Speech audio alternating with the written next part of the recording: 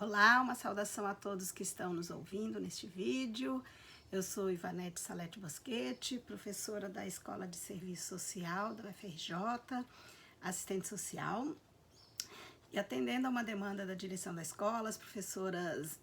Elaine e a professora Miriam, estou aqui para falar um pouco, umas breves notas sobre política social, que constitui meu objeto de pesquisa já há alguns anos e também que continua sendo uma das minhas ocupações nesse momento de pandemia que nós vivemos no mundo todo, com o avanço do coronavírus e com essa determinação absolutamente necessária de quarentena e que fiquemos em casa. Então é de casa que eu apresento a vocês algumas notas sobre as políticas sociais para que possamos aí nesse período dialogar um pouco sobre as políticas sociais que nesse momento estão sendo tão demandadas e tão necessárias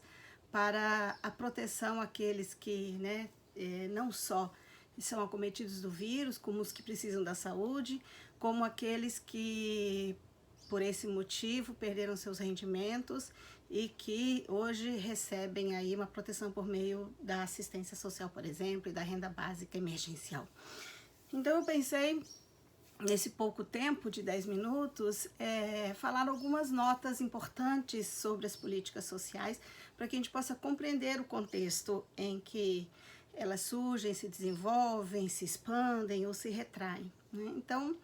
uma primeira nota que eu gostaria de sinalizar é que é impossível a gente compreender o surgimento, o desenvolvimento e a expansão ou a retração de uma política social ou de todas as políticas sociais se a gente não situá-las no contexto do surgimento e desenvolvimento do próprio capitalismo. Porque as políticas sociais, elas são indissociáveis, elas são, na verdade, mesmo resultado, a confluência de três elementos que me parecem essenciais para a gente pensar as políticas sociais,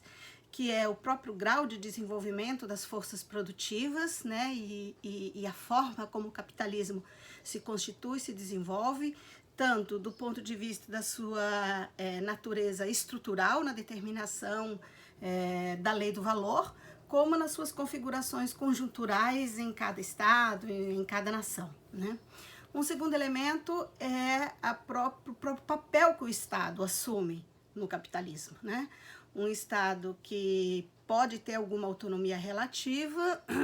na implementação de direitos e de políticas sociais, mas que a gente não pode esquecer que é um Estado capitalista. É um Estado que surge, se desenvolve e que assume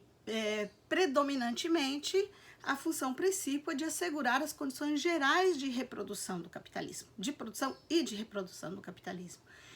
E um terceiro elemento é que as políticas sociais, embora sejam absolutamente necessárias e participantes da forma de produção e reprodução no capitalismo, elas são também resultado da luta de classes. Então a luta de classes, ela foi e segue sendo determinante para a configuração das políticas sociais e dos direitos sociais que são materializados pelas políticas sociais. Então não dá para pensar uma política social e compreendê-la sem a confluência desses três elementos. Então essa seria a primeira nota. Uma segunda nota que eu acho que é importante é a gente desmistificar esse sentido que vem sendo dado hoje de que o coronavírus é o responsável por uma crise mundial sem precedentes. É importante a gente entender que as crises no capitalismo, elas são resultados são crises estruturais do próprio capitalismo, elas estão associadas à forma de superprodução e superacumulação, e na verdade as crises, elas sofrem momentos de retração e momentos de agudização, e desde 2008 a gente vive um período de uma forte crise, né, do capital, da qual os países, tanto dos países do capitalismo central quanto dos países do capitalismo periférico e dependente, nunca se reergueram ainda dessa crise, né? E que na verdade nem vão se reerguer, porque é uma crise que atinge a própria estrutura do capital. Então, antes mesmo da pandemia, nós já vivíamos essa crise. Só para lembrar, o Brasil, ele tinha uma projeção de crescimento de pouco mais de um PIB, de 1% do PIB para 2020. Ou seja, quando falamos hoje em recessão, em depressão na economia, na verdade o Covid-19, claro, ele vai agudizar isso porque ele está impondo uma interrupção no sistema produtivo mundial, tanto na produção quanto na circulação, distribuição e troca de mercadorias. Mas essa crise ela é muito anterior ao próprio coronavírus, né? E nesse contexto de crise, então, as políticas sociais, elas já vêm sendo desmontadas no Brasil e em todo o mundo desde a década de 70, né? E especialmente na década de 90, com o avanço do neoliberalismo, nós tivemos um desmonte daqueles sistemas de proteção social que foram constituídos num período de crescimento econômico, num período posterior à Segunda Guerra Mundial. No Brasil, especialmente, a Constituição de 88 é que vai assegurar, com o desenvolvimento da democracia burguesa, uma expansão das políticas sociais. Mas a contraofensiva do capital às políticas sociais, que se deu em todo o mundo e também no Brasil, ela, por um lado, não expandiu e nem universalizou as políticas sociais, como era previsto na Constituição, e, por outro lado, desmontou aquilo que estava previsto na própria Constituição Federal, como a Seguridade Social. A Seguridade Social, que é o núcleo duro das políticas sociais no Brasil, ela vem sendo desmontada sucessivamente desde o início da década de 90, né? E agora, nesse contexto de crise e agudização da crise provocada pelo coronavírus, a gente tem uma demanda para as políticas sociais, inclusive por aqueles liberais que defendiam a sua extinção, que é absolutamente necessária para a proteção daqueles que não têm condições de rendimento, de assegurar trabalho e rendimento nesse contexto de crise. Mas o que nos assola é uma condição de ausência dessas políticas sociais ou de sua absolutamente fragilidade diante desse contexto de crise. É importante a gente sinalizar que desde 2016, com o contexto de golpe, né, que destituiu a presidenta Dilma, nós temos vivido um contexto de redução dos investimentos públicos nas políticas sociais, sobretudo na Seguridade Social. Só um dado para ilustrar isso, de 2016 a 2018, nós tivemos uma redução de aproximadamente quase 10% nos orçamentos da política de saúde, de 3,3% na política de assistência social e de 0,5% na política de previdência social. As contrarreformas que foram implementadas no âmbito do trabalho, a contrarreforma trabalhista, no âmbito da previdência, a contrarreforma da previdência, a lei da terceirização e, sobretudo, a emenda constitucional 95, que estabeleceu o teto para gastos, todas elas depois de 2016, depois do golpe, elas vêm impondo um duro corte no âmbito dessas políticas sociais. Soma-se a isso também os cortes na área da educação, na área da habitação, na área da cultura e, na verdade, em todas as políticas sociais, na área do trabalho com garantias, né, com os direitos do trabalho. Então, nós somos atingidos por essa pandemia no momento em que as políticas sociais no Brasil foram absolutamente destruídas no pouco que elas já garantiam e nos colocam um dilema profundo, porque a gente tem um sistema de seguridade social que constitucionalmente, legalmente está colocado, mas que na prática é absolutamente impossível assegurar, de fato, uma proteção não só para os trabalhadores, mas também para os não trabalhadores. Então, nós temos vivido, nos últimos períodos, um processo de forte expropriação das condições de vida da classe trabalhadora. Seja a expropriação das suas condições de trabalho digno, com a Contra-Reforma do Trabalho, que extraiu os direitos do trabalho, seja uma expropriação das condições de reprodução daqueles que não estão em condições de trabalhar, como, por exemplo, com a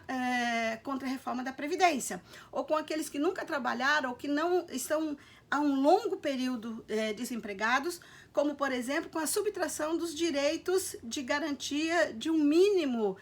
básico para essas pessoas, com a supressão, por exemplo, dos direitos do Bolsa Família, com a redução dos atendimentos do BPC, que atinge uma população da mais vulnerável, que são as pessoas idosas, acima de 65 anos, e as pessoas com alguma deficiência, né? Com a proposta de redução do BPC na contra-reforma da Previdência, e mesmo com as dificuldades burocráticas de sua expansão, de seu atendimento, do não atendimento aos pedidos, que o INSS acaba provocando uma redução dos atendimentos. Então, nós temos um momento de expansão, né, dessa pandemia, no momento em que as políticas sociais estão absolutamente fragilizadas e sem condições de garantir. Algumas medidas vêm sendo tomadas, como um aporte de recurso no âmbito da saúde, mas que é transferência de orçamento de uma outra área para a área da saúde. Não tem aporte novo de recurso que efetivamente consiga dar conta da demanda para a política de saúde. Temos aí o novo programa de renda básica emergencial que foi instituído nessa semana, né, que assegura R$600 para a família, podendo chegar a 1.200, dependendo da sua composição, para aquelas pessoas que estão no CadÚnico, para os informais, para as chamadas pessoas, né, sem nenhum rendimento, aqueles que trabalhavam como microempreendedores informais, que nada mais é do que o nome para os vendedores ambulantes, para os desempregados. Agora, essa é uma renda básica emergencial que, na verdade, ela tem alguns problemas que a gente não pode deixar de reconhecer. Ela é muito bem-vinda, ela é absolutamente necessária, mas, por um lado, o valor é muito reduzido, ele precisa ser de pelo menos o valor de um salário mínimo. Ela é por um tempo muito reduzido, apenas 3 meses, quando, na verdade, a gente sabe que a pandemia e seus efeitos vão durar muito mais do que isso, e a possibilidade de reinserção em atividades de trabalho e renda depois disso também vão demorar muito. Então ela precisaria ser de mais longo prazo, e ela precisaria ser mais ampla e com menos requisitos, porque ao estabelecer um teto de 3 mil e pouco, ou de declaração de 28 mil no imposto de renda do ano passado, ela deixa de fora vários pequenos trabalhadores que estão em condições sem rendimento nenhum. Então, isso tudo coloca tanto a assistência, quanto o trabalho, quanto a previdência, quanto a saúde, em políticas sociais absolutamente necessárias para o atendimento a essa situação emergencial. Contudo, a sua destruição ao longo dos anos vem fazendo com que o Estado brasileiro venha assumindo uma posição absolutamente ultra-neoliberal, agudizada por esse governo, e ultra-reacionária, que faz com que a prioridade não sejam os direitos, não sejam as políticas sociais, não seja o atendimento das necessidades sociais, e sim a busca única e exclusiva pela rentabilidade econômica. E por isso, neste momento, essa opção faz com que nós estejamos vivendo uma dramática situação que pode vir a se piorar, porque estamos aí há um mês do início do primeiro caso registrado no Brasil. Isso pode se agudizar ainda mais. Portanto, nesse momento, as políticas sociais, elas têm um papel fundamental, mas para isso elas precisam ser resgatadas no seu sentido mais profundo de políticas capazes não só de serem emergenciais, de darem respostas emergenciais a esse momento, mas também de se estruturarem como políticas que garantam direitos, que